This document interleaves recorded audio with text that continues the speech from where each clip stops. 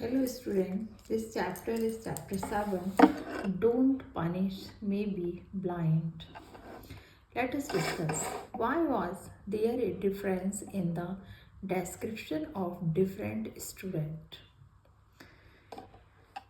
Answer: when the teacher showed the paper with black ink spot having 1 centimeter radius to the student in class. Some students write about it that 1 centimeter radius black spot spoils the beauty of paper, etc. But Kiran writes that it is a A4 size pure white paper as there was a black spot in the center. The whiteness got brightened. इसका मतलब ये है कि हर व्यक्ति का, हर student का अपना अपना एटीट्यूड होता है, ठीक है, सोचने समझने की क्षमता। मैम ने एक पेपर दिया सभी बच्चों को और उस पर एक ब्लैक स्पॉट था। कुछ लोगों ने कहा ओ ब्लैक स्पॉट के कारण ये पेपर खराब लग रहा है। कुछ ने कहा कि नहीं, पूरा पेपर वाइट है, ये ब्लैक स्पॉट है जो इसका ब्यूटी और ग्रो कर रहा है, इसकी ब्यूटी बहुत सुंदर लग रही, ग्लोइंग कर रहा है। तो इस तरह से इसके बारे में बताया गया। हर स्टूडेंट्स ने अपना अपना परसेप्शन दिया। नेक्स्ट क्वेश्चन है आपका, what might have been the explanation of the teacher. इसमें टीचर का एक्सप्लेनेशन क्या हो सकता है, मतलब टीचर इसके बारे में क्या बताएगा। Answer is there, the teacher's explanation might have been that we should not judge anybody by his appearance, कि हमें किसी को भी उसके ड्रेसिंग सेंस, उसके टॉक स्टाइल से या वे ऑफ कम्युनिकेशन से जज नहीं करना चाहिए। when we judge by appearance we may not know the exact reality। हो सकता है कि वो उसका ड्रेसिंग सेंस इस ओकेज़न पे स्पेशली बन के आया हो, कुछ ऐसा ड्रेसअप करके आया हो, है ना, और उसका एक्चुअल जो है फिगर वो कुछ और ही हो, उसकी सोच थिंकिंग कुछ और ही हो। We may not know the exact reality and also we should never जज others by someone else opinion. या किसी ने कह दिया यार वो तो ख़राब है, तो ये सोच के उसको ख़राब मत, आप स्वयं जज करो कि हाँ वो एक्चुअली है ऐसा है क्या, अगर ऐसा है तो क्यों है, right. Next question is there. Why did the writer scribble, please do not punish the one who spoil your garden, he or she may be blind? Answer. The writer scribble, please do not punish the one who spoils your garden, he or she may be blind. अगर किसी ने आपका garden खराब कर दिया है तो उसको पनिश मत करो, हो सकता है वो ब्लाइंड हो, यानी कि अंधा हो। और बिफोर गिविंग नेगेटिव कमेंट्स, कोई नेगेटिव कमेंट्स देने से पहले एक बार उसके बारे में पता करें। वी शुड नो, हमें जानना चाहिए complete information about the fact because the person may not have done it intensely, क्योंकि कोई जानबूझकर, इंटेंसली में जानबूझकर कोई इस ऐसे कार्य नहीं करेगा। तो इसलिए पहले हम उसको जज करें, देन उसके बारे में कोई ओपिनियन दें। नेक्स्ट है आपका, write the 3 principles of judgment. Number 1, the principle of judgment of are as follows. Before making comments और judgment make sure that you have the complete information and knowledge of the fact. किसी के बारे में पूरा judgement या कोई comment करने से पहले हमें उसके बारे में पूरी जानकारी कर लेनी चाहिए। Next point, place yourself in the same position. अपने आप को उस पोजीशन पे रख के देखो, थिंक, सोचो, what you would have done in that situation. अगर तुम उस सिचुएशन में होगे तो क्या करोगे। नेक्स्ट है, डू नॉट जज बाय अपीयरेंस। व्हेन वी जज bye appearance we may not know the exact reality. हम किसी को बस देखने भर से उसको जज कर लेते हैं कि वो ऐसा है वो वैसा है। हमें उसके बारे में एग्जैक्ट, उसकी रियलिटी के बारे में जानने की कोशिश करना चाहिए। रियलिटी मीन्स वास्तविकता, हमें उसकी वास्तविकता के बारे में जानने की कोशिश करना चाहिए। Next, we have no right to look down upon anyone. हमें कोई भी अधिकार नहीं है कि हम किसी को भी इंसल्ट करें या उसको नीचा दिखाएं। Explain. Answer is there, we have no right to look down upon anyone. This means that we have no right to judge anybody without knowing the complete information of the fact, because there is always a reason behind every act of others. कि हमें किसी के बारे में कोई judgement देने का अधिकार नहीं है। वो भी क्यों? क्योंकि हमें उसके बारे में पूरा फैक्ट यानी वास्तविकता को पता करना चाहिए, और अगर वो ऐसा कर रहा है तो क्यों कर रहा है इसके बारे में भी हमें जानकारी करनी चाहिए। नेक्स्ट, वाई डू पीपल जज? लोग ऐसा जज क्यों करते हैं, ऐसा क्यों करते हैं? मैनी ए टाइम वी जज by knowing the fact partially और without knowing the fact of at all. Every judgment reveals about the person who judge, not about the one who is judged, because we do not know the exact life situation of that person. हमें उसका life में क्या चल रहा है, वो ऐसा क्यों कर रहा है, वो इस स्थिति में ऐसा क्यों आ गया, उसकी सोच क्यों बदल गई, हमें इसके बारे में पहले पता करना चाहिए, तभी हम किसी के बारे में जजमेंट दें। Why did the doctor go after the operation? Doctor operation के बाद क्यों चला गया, ये स्टोरी है आपके लेसन में। The doctor went after the operation because he has lost his son yesterday in A road accident. उसने एक दिन पहले ही रोड एक्सीडेंट में अपने बेटे को खो दिया था। टुडे वॉज हिज फ्यूनरल, आज उसका अंतिम संस्कार था। When the nurse called him, जब नर्स ने उसे बुलाया, he rushed to save the man's son, और वो तुरंत उस व्यक्ति के बेटे को बचाने के लिए आया, अपने बेटे की डेड बॉडी छोड़ के। He has gone to attend the funeral, और उसके बाद वह उसका अंतिम संस्कार अटेंड करने के लिए गया। यानी कि उसने विपरीत परिस्थितियों में अपनी ड्यूटी को नहीं भूला। गई डॉक्टर की ड्यूटी है कि किसी के जीवन को बचाना। अब नेक्स्ट चैप्टर है आपका chapter 8, I love my India. Do you appreciate Meera? Why? Yes, I appreciate Meera because she takes interest in helping the weak and less intelligent students of class. She says that by helping others to study better, she always respect her elders and help them. She has gentle and humble behavior. She is always present in the celebration of the community of bliss. Meera का nature कैसा है कि वह गरीब और असहाय लोगों की सहायता करती है, इंटेलिजेंट बच्चों की उनको आगे बढ़ाने की कोशिश करती है। गांव में जितने भी उसके कम्युनिटी में कोई सेलिब्रेशन होता है तो वहाँ पर जाती है। वो बहुत ही जेंटल है और अम्बुल मीन्स नम्र। नेक्स्ट आपका question, how do we fulfil our duties to our nation?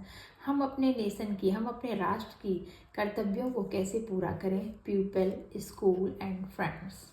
जिसमें राष्ट्र में कौन कौन है? पीपल हैं, स्कूल हैं, फ्रेंड्स हैं, बहुत सारे लोग। एक राष्ट्र का निर्माण तो तभी होता है ना। आंसर है इसका, we can fulfil our duties in the following ways. हमें अपनी ड्यूटी कैसे पूरी करनी चाहिए इसके बारे में बताया गया। Number 1, we should never disobey the traffic rules. हमें कभी भी ट्रैफिक रूल्स का उल्लंघन नहीं करना चाहिए। We should love and respect our country. हमें अपने कंट्री का रेस्पेक्ट करना चाहिए और उससे प्रेम करना चाहिए, लव करना चाहिए। We should stand still when the national anthem is sung as it shows our respect toward the country. जब नेशनल एंथम हम गाते हैं तो हमें उसी जगह पर सावधान की अवस्था में खड़े हो जाना चाहिए, क्योंकि हम अपने देश के लिए एक रेस्पेक्ट पे कर रहे हैं। नेक्स्ट है आपका, whose wealth or resources is destroyed when we destroy public property। जब हम पब्लिक प्रॉपर्टी को नष्ट कर रहे हैं, यानी कि सरकारी चीज़ों को जो भारत सरकार की हैं, तो हम किसका नुकसान कर रहे हैं? आवर कंट्रीज वेल्थ और resources is destroyed when we destroy public property. तो हम किसका कर रहे हैं? अपने ही देश का नुकसान कर रहे हैं, और अपने देश का नहीं बल्कि खुद का, कि जो आप लोगों के पेरेंट्स हैं टैक्स भरते हैं, टैक्स भर के गवर्नमेंट उस पैसे को देश के विकास में लगाती है और हम उन्हीं को जला देते हैं, राइट। तो हम कहीं ना कहीं अपना ही नुकसान करते हैं। तो हमें ऐसा करना चाहिए कि जो पब्लिक प्रॉपर्टी को हमें किसी भी हालत में नुकसान नहीं पहुंचाना चाहिए, बल्कि हमें सरकार का सहयोग करना चाहिए। अगर सरकार पूरे देश को एक परिवार मानती है तो हमें भी सरकार को अपने देश का मुखिया मानना चाहिए, उनका सम्मान करना चाहिए और अपने देश की वस्तुओं की रक्षा करनी चाहिए। यही देशभक्ति है। सिर्फ गाना गाने से और फंक्शन करने से देशभक्ति नहीं है। देशभक्ति हम दिन प्रतिदिन अपने राष्ट्र के प्रति उसका ध्यान रखें, उसके प्रति समर्पित हों, उसके बारे में, उसके विकास के बारे में सोचें, अपने देश को किसी तरह से नुकसान ना पहुंचाएं। यही राष्ट्रभक्ति है। Where do we find money to rebuild the destroyed properties? To rebuild government, answer इसका to rebuild government properties, money is collected from various types of taxes. Government की जब प्रॉपर्टी बनती है, जो भी सरकार बनाती है हमारे लिए, रोड है आपका, मॉल्स हैं, ये सब इस तरह के, रेलवे स्टेशन, तो कई तरीके के टैक्स लगाए जाते हैं पब्लिक पे। जैसे आपके फादर दे रहे होंगे, हमारे फादर देते, हमारे ग्रैंडफादर ने टैक्स दिया, ठीक है। तो वी पे वेरियस टाइप्स ऑफ टैक्सेस, हम बहुत सारे टैक्स पे करते हैं। Which is paid by the citizen, जो कि जो लोग देश में रह रहे हैं, उस देश के नागरिक हैं, तो वो लोग ये टैक्स पे करते हैं, टैक्स के रूप में पैसा देते हैं, उससे देश का निर्माण होता है। Can we justify the act of individuals and groups destroying the private properties of the individuals under the pretext of hurtle and strikes? The act of individual and groups destroying the private properties of the individuals under the pretext of hurtle and strikes cannot be justified. जब हम किसी private property का नुकसान करते हैं, हड़ताल कर देते हैं, आगजनी कर देते हैं, आग लगा देते हैं, ये सब करते हैं, तो वो भी हमारे देश के लिए जस्टिफाइड नहीं है। अगर हम जिस देश में रह रहे हैं, सोचो आप जिस घर में रह रहे हो उसी में आप घर को आग लगा रहे हो, आपका घर जल जाएगा तो किसका नुकसान होगा? आपका ही होगा, दूसरे का थोड़ी ना। इट इज़ एसेंशियल, आवश्यक है, to find peaceful and constructed ways to find problems, कि हमारा जो उद्देश्य है वो हमें शांतपूर्ण तरीके से ऐसी समस्याओं का हल ढूंढना चाहिए। And bring about positive change, और उसमें हमें पॉजिटिव चेंज लाना चाहिए। What lesson do we learn from रेखा? रेखा से हमें क्या सीखने को मिलता है? We have learned from Rekha that we should purchase things with the bill, कि हम कोई भी सामान खरीदें मार्केट से तो हमें उसका बिल अवश्य लेना चाहिए। अगर बिल लोगे ना तो सरकार को पर्याप्त टैक्स जाएगा और उससे देश का निर्माण होगा, उन्नति होगी। टू सर्व द नेशन, देश की सेवा करने के लिए हमें बिल लेना बहुत ज़रूरी है। This is our primary duty, ये हमारी प्राइमरी ड्यूटी है। Discuss with your friends one such experience. Once my mother had purchased a jewelry from jewelry shop. Jewelers has given two options. First is if you will not take bill, you have to pay the less money. If you take the register bill, you have to pay ₹3,000 more. एक बार हमारी माँ ने jewellery shop से jeweller से jewellery खरीदी। उसने कहा कि अगर आप बिल नहीं लोगे तो आपको ₹3,000 कम हो जाएंगे, अगर आप बिल लोगे तो आपको ₹3,000 और पे करना पड़ेगा। But my mother has taken a registered bill and paid the extra money, पर मेरी माँ ने रजिस्टर्ड बिल लिया और उसको पैसा पे किया।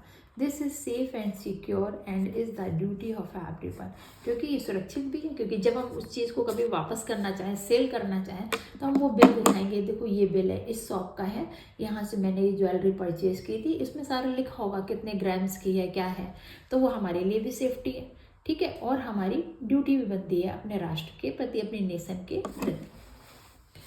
How will you overcome the temptation to avoid tax while buying things?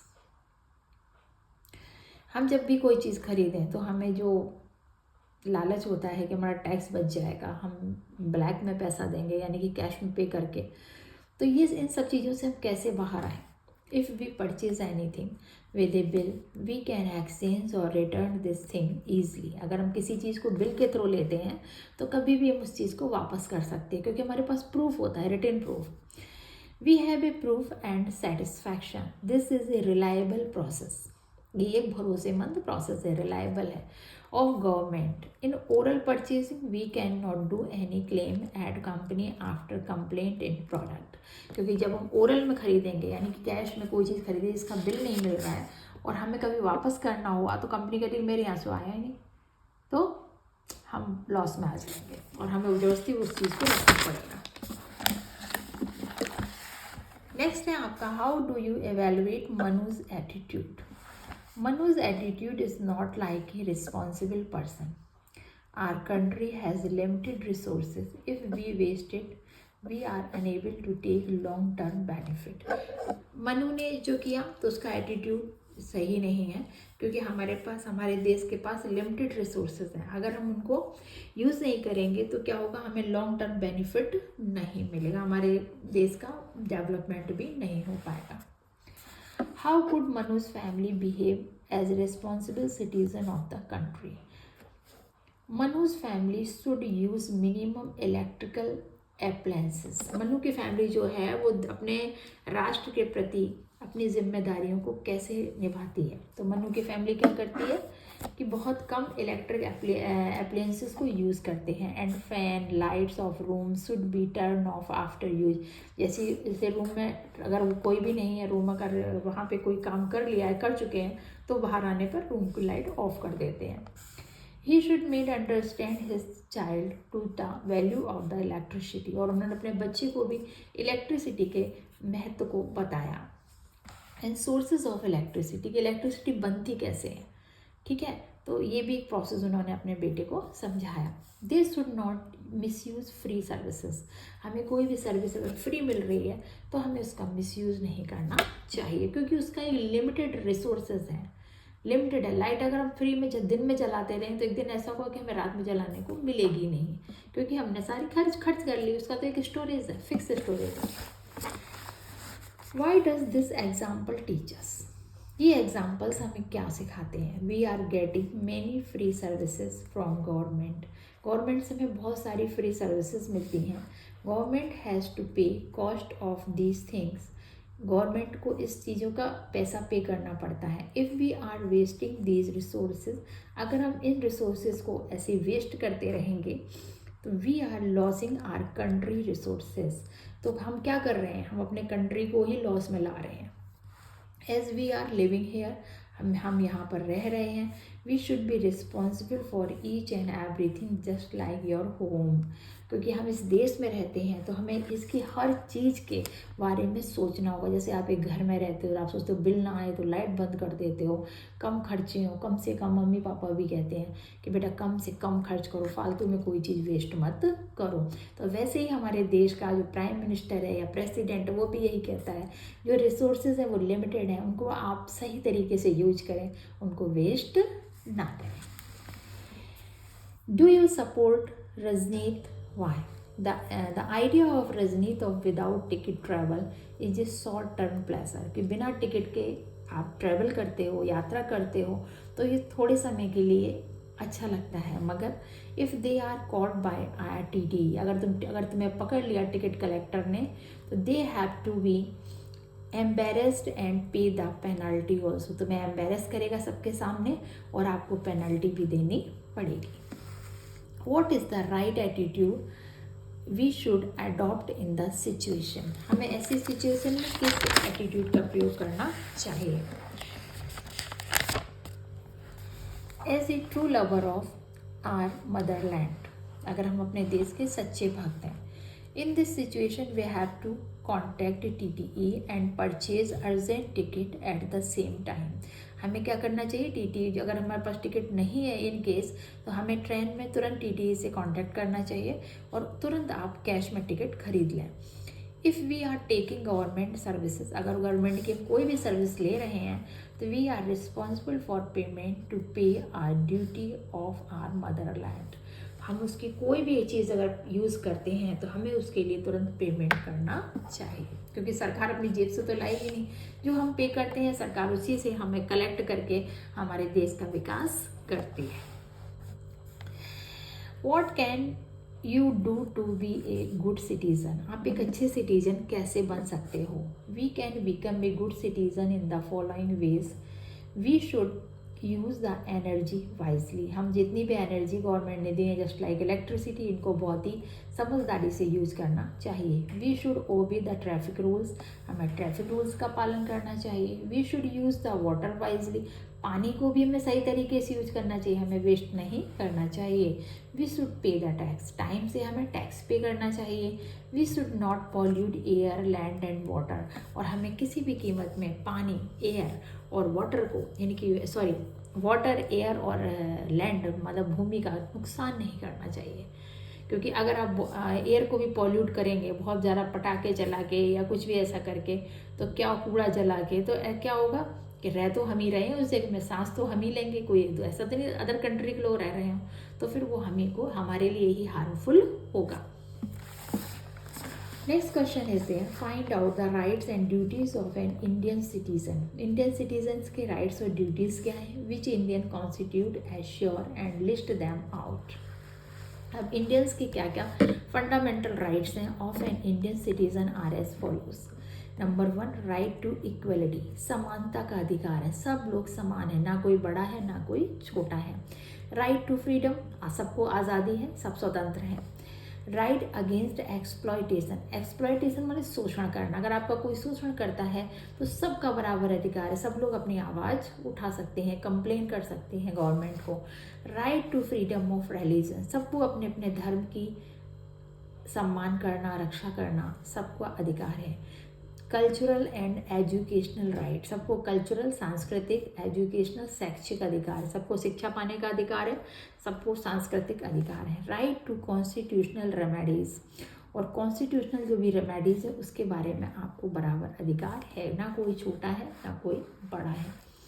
The duties of an Indian citizen are, we should respect our constitution, its ideals, the national flag and the national anthem, हमें national anthem का, national flag का और हमारे इसके constitution के जो ideals हैं इन सब का रिस्पेक्ट करना चाहिए। We should value and preserve the country's culture, हमें कंट्री के जो कल्चर हैं उनको सुरक्षित रखना चाहिए। We should safeguard our public property, जो भी पब्लिक प्रॉपर्टी, गवर्नमेंट की प्रॉपर्टी, हमें उसकी रक्षा करनी चाहिए। We should protect and improve the environment, और हमें कोशिश करना चाहिए कि जिस एनवायरनमेंट में हम रह रहे हैं उसकी हम सुरक्षा करें और उसके विकास के बारे में सोचें। तो ये हो गया आपका चैप्टर 7 और 8। अब हम नेक्स्ट चैप्टर में आपको मिलेंगे चैप्टर 9 में। तब तक के लिए थैंक यू, और आप चैनल सब्सक्राइब ना किए हो चैनल सब्सक्राइब करें, और हम मिलते हैं नेक्स्ट वीडियो में। Thank you, bye bye. कोई आपको कोई कंप्लेन हो, कोई नॉलेज चाहिए हो तो आप हमें कमेंट्स करके ज़रूर लिखें।